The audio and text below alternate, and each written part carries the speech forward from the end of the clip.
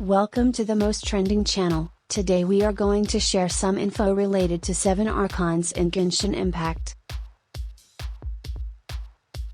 Genshin Impact is well known for its deep and complex world.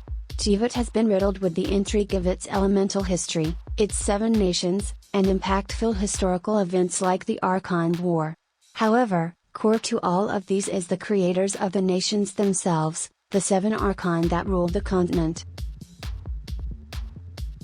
For Genshin Impact players, Mondstadt was their first experience of Teyvat. The first character, the first adventure, and of course, the first Archon. Representing the ideal of freedom, Barbatos has taken to allowing his people to govern without divine interference.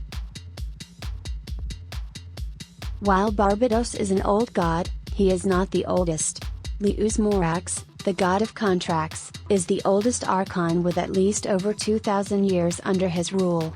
Naturally, as a god centered around order, Morax has a very different relationship with his people. While the traveler had a very welcoming experience with their first 2 Archons, the Inazuma Raiden Shogun gave a very different impression. Locking the islands under a fierce seclusion policy and forcibly seizing the visions in the nation, Baal is violent, to say the least.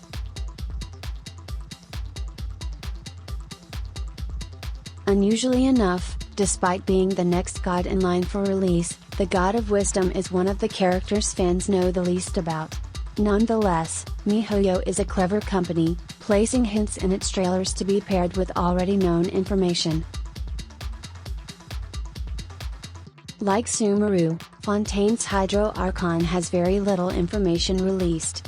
In fact, the God of Justice has the least information available among the 7 as of Inazuma's release. That said, not all is lost, as some information about the Hydro Archon has come to light. Funnily enough, it's with Natlan's Archon that players start to have a lot of information.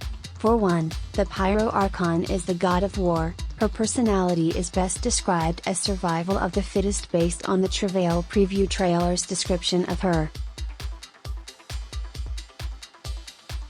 Unlike Sumeru, Fontaine, and Natlan, there exists a lot of information about Snezhnaya due to player interactions with the Fatui. Though she is surrounded in mystery, players should be aware that the Tsaritsa is the Cryo Archon and head of the Fatui. It can be concluded that most citizens of Snezhnaya are not fans of the Tsaritsa, rather being drawn to her side by power.